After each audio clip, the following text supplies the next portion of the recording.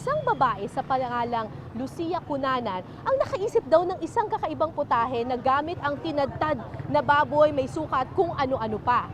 Kaya nga siya tinawag na Sisig Queen. Alamin natin ang original recipe ni Sisig Queen sa Aling Lusing Sisig.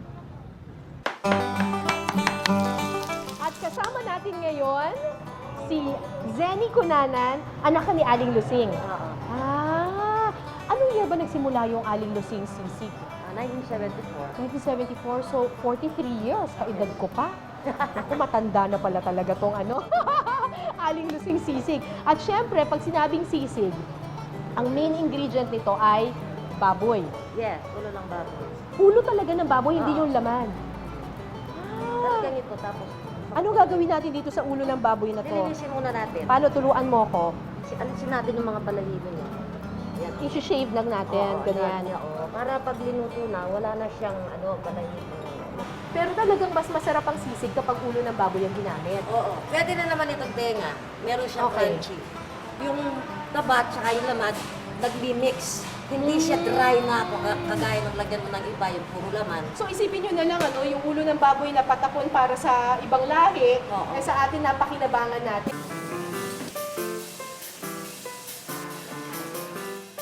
Kailangan muna raw pakuluan ng halos 1 oras ang maskara ng baboy.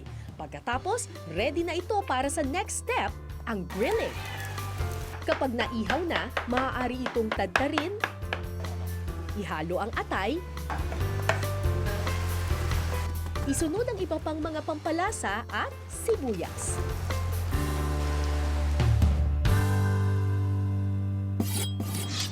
Alam nyo ba na kada araw 2 hanggang 3 sako ng sibuyas ang nauubos dito sa restaurant ni Aling Lusing? At dahil nandito na rin ako, makikitulong na rin ako sa pagtatalok ng sandamakmak na sibuyas. Sila kuya at ate, ang mga lumuhuluha araw-araw. Ba't hindi kayo naiiyak? Immune na po. Ha? Immune na kayo? Pero kapag puting sibuyas, nakikita pa rin. Anong sikreto para hindi maiyak habang nagtatalog ng sibuyas? Malayo po yung sibuyas sa mukha. Gano'ng kalayo ganito? Hindi na tama lang. Hindi, kasi wala dito yung boyfriend ko. Nalulungkot ako. Kuya, okay ka pa? Tatanggalin ko na lang yung pilik mata ko. Okay, game! Di ba ibang isang sako lang ang gawin natin ngayon? Kuya, malapit na maubos yung sako natin? Konti na lang! Kailangan talupan ng maayos kasi hindi pwedeng may balat. Nagagalit si Aling Lusing. Sibuyas, done! At isang balde ng luha. May luha ko dito. Yes! Pwede na tayo magluto ng sisig.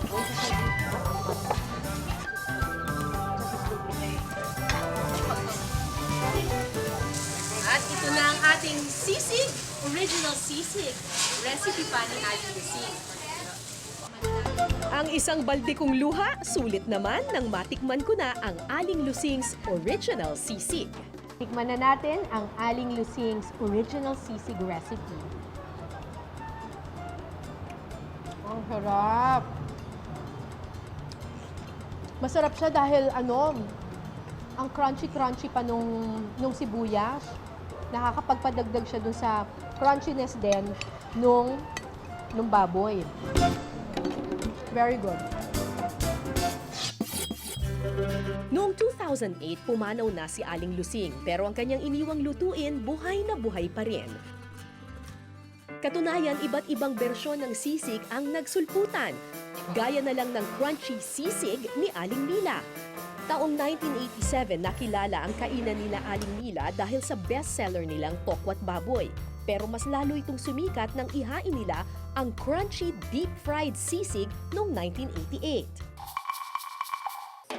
Sa sisig version ni Aling Mila, matapos papuluan ang maskara ng baboy, Imbis na ihawin, ilulubog ito sa kumukulong mantika. Kapag golden brown na, maaari na itong hanguin at tadtarin. Pero para mapanatiling crunchy ang baboy, hinay-hinay lang daw sa pagtatadtad. Matapos tadtarin ang maskara, titimplahan ito ng iba't ibang pampalasa. Siyempre, the best daw itong crunchy sisig kapag sinerve sa sizzling plate. Oh, eto na. Panganta na po. Masarap siya. Hindi siya yung typical sisig na nabibili mo sa ibang restaurant sa Manila. The best po, nanay. Sobrang gusto ko rin yung lutong niya.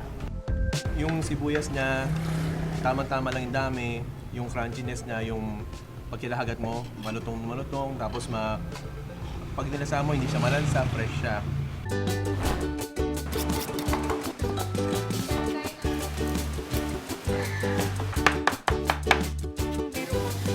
Alam niyo bang sa isang araw, hindi bababa sa 5,000 to 7,000 na kilo ng sisig ang iniluluto sa Angeles City sa Pampanga?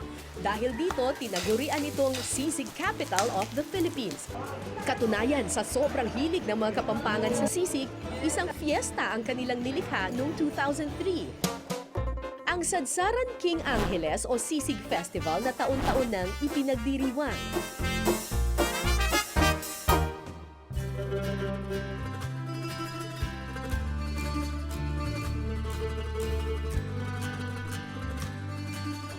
Sabi ko sa inyo, may masarap eh. Ayan oh, puro sisig.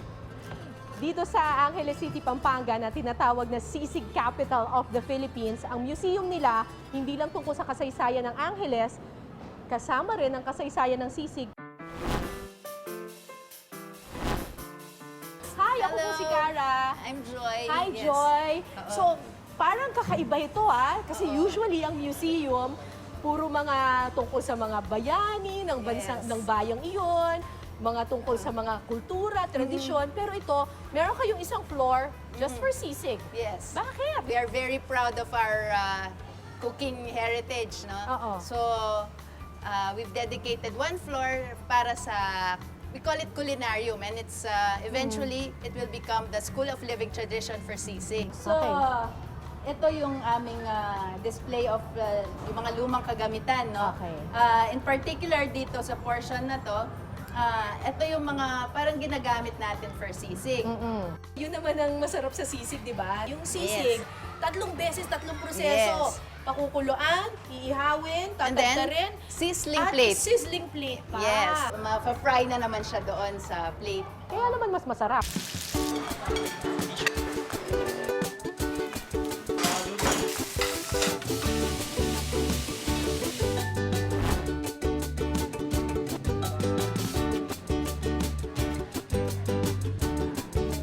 Ang sisig, malinamnam na ulam, masarap na pulutan, pero higit sa pagkain, Masarap tong sisig na to.